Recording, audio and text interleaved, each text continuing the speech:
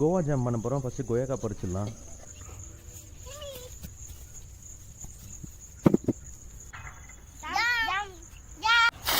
Wash பண்ணிவிட்டு சின்ன சின்ன பீஸாக அரிஞ்சிடலாம்.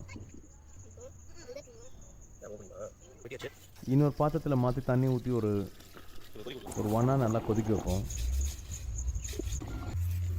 கொஞ்சம் ஆனதுக்கப்புறம் அதை ரெடி பண்ணிட்டு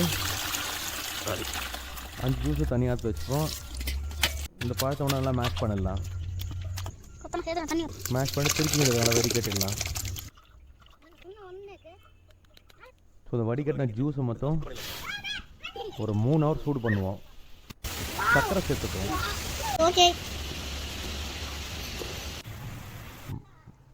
3 hour ஆகிடுச்சு. ஆஃப் பண்ணிவிட்டு ஒரு 1 hour அப்படியே கூலாக விடலாம்.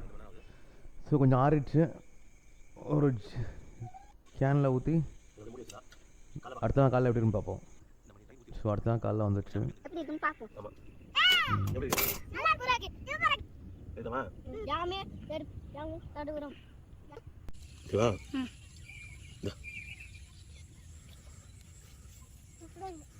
கொன்னே போதான்